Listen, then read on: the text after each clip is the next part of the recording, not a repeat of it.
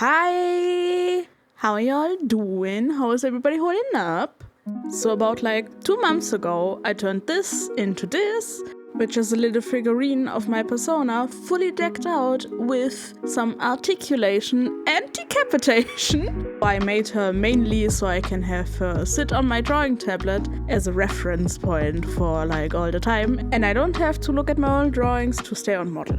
Now, as you do with anything cute that you have created, you show it to your mom, that is very supportive. But I made the mistake of doing that right before Christmas. So of course, she wished for one herself. Mother ask, mother shall receive. We're doing the whole family. Let's go, boys, this is gonna be a long one. Now, I might be stupid enough to make 4 figurines when I was just asked for 1 actually. However, I'm not stupid enough to do that without a sketch first. So I basically painted the whole fam first in that little cutesy style that was asked for me, and then went ahead with sculpting because 'tis the season of giving, but not giving up your sanity. So we are doing sketches first. I put them up in front of me, leaning against my display just in case. Did not use it a lot in the end, but better safe than sorry. And then it was on to sculpting. Now I'm using polymerclay. In this case it's the brand Fimo, which is a clay that hardens in the oven. Some thicker wire made for sculpting, and more polymerclay. Spoiler alert, 2.5 sticks was not enough, which is really fun when you run out of the main material in the middle of doing it, right before Christmas, when you have to order it. Ho ho! It ended up coming in time, but oh boy. Now, polymer clay, when it's open for a long time, dries out a bit, it's not getting dry, but it definitely hardens, and I struggled so much with that half-open one, and I did not get it soft whatsoever, so I ended up needing help. Yeah, if you want. Thinking about it, I might have shanked you a pasta roller. Yeah, pasta roller would have been smart. Okay, ich glaube, working in small batches is the thing to go. Hello. You don't have to stay here if you... How? Why are you so fast?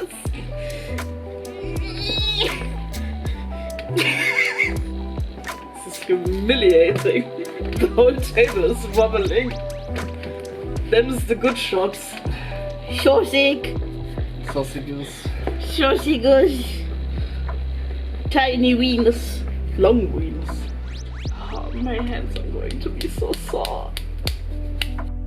I understand now why so many people who work with polymer clay on the regular own pasta rollers, because your palms really do get sore. It doesn't hurt a lot, but it's really uncomfortable when you try to grab something. But now to the actual sculpting part. Cue the slightly animated instructions that you didn't think you would get, but you do. But only with 1 rotation, I couldn't be asked that much. Anyways, I started by wrapping around the clay sausage around that wire and then molding it till it looked somewhat like a torso. Well, at least somewhat more torso adjacent. I then started molding them on a box because that was the easiest way to get them to sit straight, since I wanted them to be able to sit on an edge with their little feetsies dangling. Also, it must be said, the beginning stage just looks very, very phallic. But after some molding, it's going to look a lot better. And also, I gave it a little booty because I was worried that they might be able to fall backwards, since the head is going to be quite heavy, so some extra badonk just in case. Well, and then it was time to bake. Say hello to the slightly gunky pen, you're going to see that one a lot.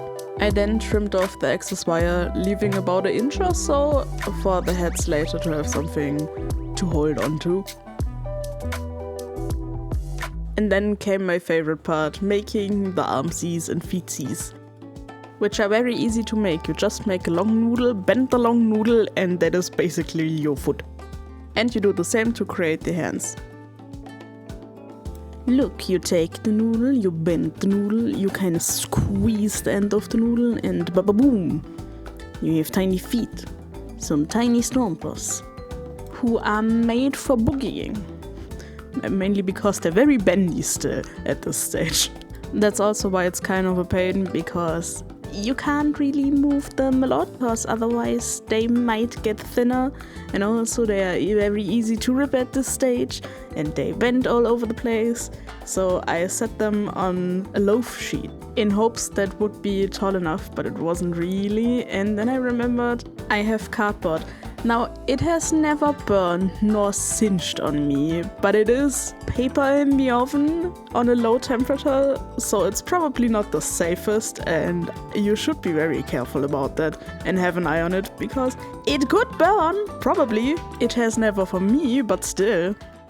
Oh, by the way, the indents there, it's hard to attach the legs while keeping the same thickness all throughout the legs, so just attach them, bake them, and then you put around a little bit more polymerclay around the areas that look like they're about to absolutely snap off. Don't worry, you can completely blend in the new layer of clay into the already baked ones with some isopropyl alcohol. You basically just put a tiny bit of it on the layer you're working on, and then either with your finger or preferably a brush, you just paint on a thin layer of the alcohol, and that kind of melts the soft polymer clay, like a tiny film of it, becomes very, very soft and almost slick-like, and then you can just blend it into the already baked ones, and it looks seamless. Like, that is before and that is after. You only see a difference there because it's not already baked, so the clay looks lighter, but once you're baked, you won't see a seam there. It's just smooth. And then it was onto the clothes. For me, I made myself a skirt, which I cut out by just taking random dishes to get the circle. You could probably also cut out a square and then fold it, but I found that really hard. I tried. So I just got the circle, cut out a tiny circle, and then just tried to lay it how I wanted it to fall. But only vaguely, because I was going to get in there and build up more layers so the folds would look more pronounced, but to have a base which I could work upon, I only made a vague one, baked it, and then started layering. Which of course takes time and is kind of finicky because you really want to blend it smoothly, but it's way easier to build upon with this material than to remove layers or smooth it out later with, I don't know, filing, for example. Trust me, I have tried. It is a pain. I would not recommend it if you can manage to get it right before you bake it. It's going to be a lot more easier for you and your sanity. That being said, it is also very much a time sink. I think I spent the most time on all of this, just on the clothes, especially the pants and the skirts, since I wanted them to look like they're actually made out of cloth and just happen to be stiff. That's why I went big shapes first and then the details. I mean, does it look perfectly? No, but it sure looks more detailed and more organic. Is organic the word? I think organic is the word for that. But the skirts took obviously the longest because they had so much movement in them and I wanted to look just right, at least to what it was in my brain. The trousers, compared to that, easy breezy. They maybe took a fourth of the time at most, because I could get them pretty accurately the first try and then only needed to have one more layer to make some folds more pronounced, compared to, I think the skirt of my mom took me 3 additional layers just to make it look right. So yeah, the pants were so much easier. It probably also helped that it was just squares that you wrap around the legs, and that is it. Since there's already something baked underneath it, you can press into it a little bit more and can create folds from the get-go that are more detailed than when you would go with a skirt where you have nothing to push against, so you have to bake it first and then you can build up. So yeah, way easier. Now, of course, it also helped that I had a little assistant. However, he did not really perform good in his first day at the job and just tried to steal my utensils and my clay. Very rude. I don't know if I should keep him. He is very fluffy though, so I might keep him just for that. but I think he will be only useful when it comes to kneading dough and not maybe clay. For now he's still employed, especially since he didn't interfere with my workplace, which is very surprising for him. And then it was time to put on the arms. Now I could have put on the arms and hands before, but I wanted them to lay on like clothes sometimes, like you see there. So to not have them glitch through or redo the hand, I just did them after the skirt because it was just easier. Yeah, once again, push down the noodle, make a hand, attach it to the shoulder, and you're ready to bake. And then it was shirt time. I did them first without the sleeves because it was just easier. So I baked basically the torso part of the shirt and then attached the sleeves, which made it easier to hide the seams because I hid the seams where the sleeves are afterwards going to be over, so they are as hidden as possible. If you're going to look at the figurine from a very specific angle, you will still see somewhat of them, but they are mostly hidden. And just like the trousers, since there was something hard underneath it, I could already start creating folds before baking it the first time, which was very nice because that meant one less time to bake. Also, the assistant tried to steal my clay for some reason. I don't know what he wanted to do with the clay, but he insisted on taking it multiple times, even though he had his own little ball over there. But no, my clay was apparently better. So, kinda rude of him, just intruding on my turf like that. And then it was time to attach the sleeves. It was a bit finicky, but honestly doable. Just took a bit more time than you would expect, since blending them into the shirt is a bit more work, but it's okay. Of course, things would have been way more faster if my assistant didn't decide to sleep on the job. But oh well, luckily I still finished the bodies in time, even without his help. I ended up giving my parents the clothes they wore on their wedding, and us just our normal everyday clothes. And with all this done, it was time for the head. Now usually you would ball up a little bit of aluminium foil and use this as a base to not waste clay. However, every time I do this, I work the clay so much that the aluminium foil pokes out somewhere, and getting it back in the middle is really a pain, so I just did not do that step. The body could have also had an aluminium base, but I was stupid.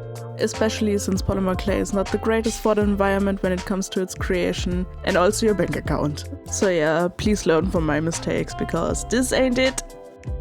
With that being said, the head ended up being pretty easy. Basically you just form and mold the ears, the same with the hair, and then I attached some strands to make it a bit more detailed. But yeah, starting with my fully solid clay nuggets, I pressed in a little bit of a divot, so the divot is where the eyes goes, and then it looks like they have slightly chubby cheeks. And then it was impaling time. Now I wiggled it around first of all to feel how deep the wire goes in, and I don't push through on the other side, and also so they are still movable, the heads, after they bake, and they are just forced to look in one direction. And then with all the heads impaled, it was time for them to bake. Listen, I did a little stupid goofy animation, I'm gonna use a little stupid goofy animation. With the heads baked, I then attached some ears, and then I had a giant big brain move. And I made a stand, so I could have something where I could put the heads on to work on them easier and bake them in a safer way. Look at him, and he made my life so much easier, you have no idea. Because now I could make more intricate hairstyles without the fear of it just falling to the side in the oven, for example, and just baking that way. Yes, also it was really vital when it came to the hairstyle of my mom, because my mom has really, really, really long hair, and I wanted to have her with really, really, really long hair also in her figurine. But I didn't want to bake the hair onto her clothes, since I wanted to have all the heads be articulate. So I made the stand tall enough that it could, her hair could reach the bottom where she would sit, and there wasn't a fear of her just falling backwards because the hair was too heavy. And with that, the sculpting part was finished. I think it took me 3 or 4 days. Whatever the fact, I was pretty happy to be finally done because it was getting monotonous. But yeah, all that was left now was to paint and then to varnish. Speaking of paint, I opted to use acrylic paint mainly because it was the only thick paint that I had in the house, and also because it's pretty easy to layer, and if you do the wrong color, like I did, you can just paint over it again, since it's very opaque. You probably also could use gouache, but since I had already old acrylic paint laying around that I'm never using, honestly, for my day-to-day painting, I just thought, hey, maybe I can use it up a bit before they go bad and separate, which some already have done. And I really hate wasting paint or any art materials for that matter. I'm hoarding oil pastels and I hate oil pastels, but I can't bring myself to throw them away because, no, they're expensive and also I can use them. I just don't want to use them. Also, they were a gift. And what if one day I need them like this time I needed the acrylics, you know? Listen, I maybe should clean out my art supplies, but I don't think that will happen. On the actual painting part though, I basically did one layer pretty sheer and then went over with a second layer and sometimes even a third, depending how dark the color was and if you could still see the beige shimmering through it, and that was basically it. Acrylic is pretty easy to work with if you have one color. If you want to blend colors, it's going to be a pain, but if you have one solid color, it really is just paint, let dry, paint again, and there you go. Also, for some reason, I insisted on painting nearly out the frame and just visible in a tiny corner, but oh well. Oh, also I made a tiny test berry to see if the varnish would work and also if I could glaze the eyes with some gel for nails. The varnish worked on the berry. I still end up shooting myself in the foot, spoiler alert, but we get there when we get there. For the record, by the way, the UV gel did work and it didn't destroy anything underneath, so nice. However, besides not filming a lot, because all my batteries ran out and I was just already painting, so I didn't stop painting and I completely trashed my whole table with no regards. But hey, the figures were done, the strawberry looked cute, but also I was mentally done because I worked 15 hours straight with a tiny break in between to eat one toast. Ah yes, very nourishing, very taking good care of yourself. I ended up taking after that a tiny 10-hour nap. And then the next day came and it was time to varnish. Now I already assumed that it was going to be a pain, that's why I tried it out on the strawberry the day before. That was a dry day, it did not rain outside, and the day where I actually varnished the whole rest, it rained outside, which is why I thought, hey, I'm doing that in the bathroom so I can shut the door, my cats don't get any of the fumes. That's a smart decision, right? Wrong! What I'm assuming happened is that it was still too humid, or that I didn't wait enough to let it dry between coats, but I waited 6 hours, so I don't think that it's that.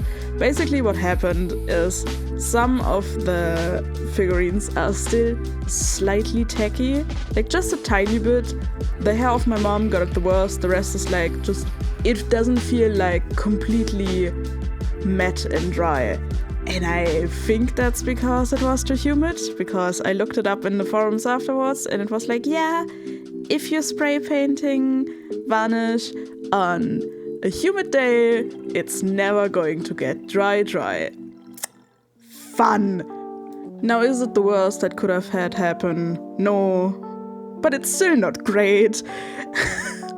What some people recommended is putting them into the oven, but I was not going to take that risk.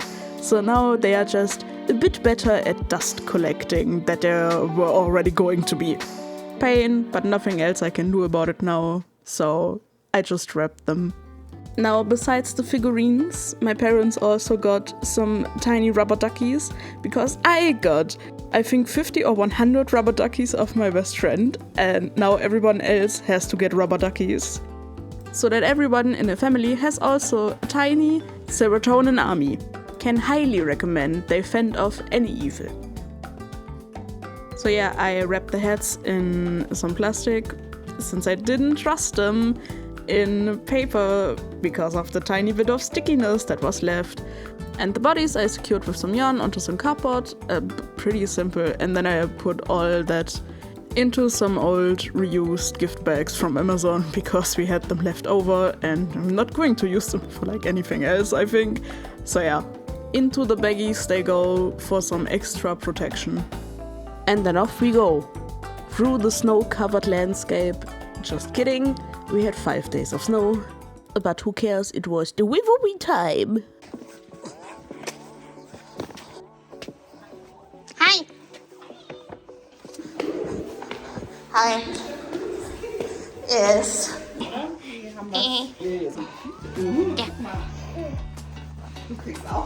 Ja, ihr kriegt beide Tüten. Mother has found the rubber duckies. Oh Gott, es sind ja noch mehr Rubber Duckies. Wie viele sind das? Guck mal. Oh mein Gott. Geil. Weil sie nass sind, kann man ja quietschen. Trocken quietschen ist so gut. Ja, sie quietscht leider nicht so laut.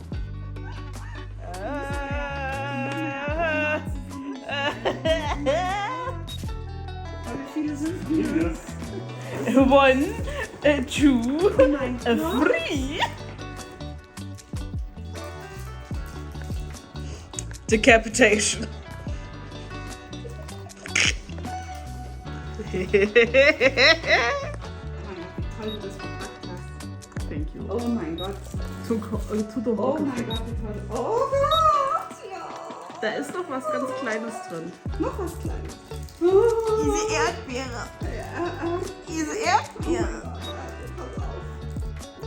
Ja, so rum, weil dann können wir hinten.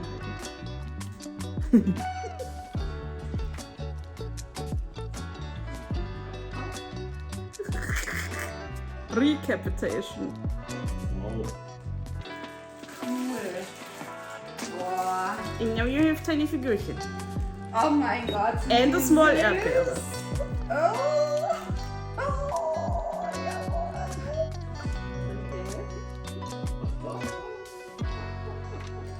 Ja, nimm mal die Köpfe. Yes, das.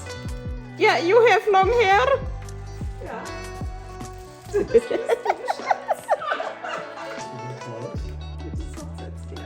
Ja, ihr habt eure Hochzeitsklamotten an. So? Hier. Also ehrlich gesagt habe ich für uns einen Campingssitzer bestellt.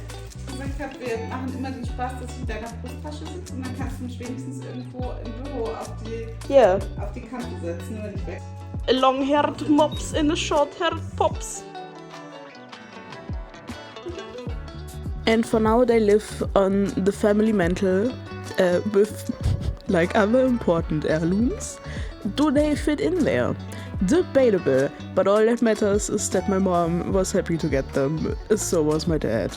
And that is the most important part. But yeah, I hope all of you had a good start in 2023, now that we are about 2 weeks in while I'm recording this, and probably a bit more once I upload. I wanted to upload earlier, but things came up in the family, as they do. Happens. But for now, I hope you had a nice December and maybe some nice holidays if you celebrated.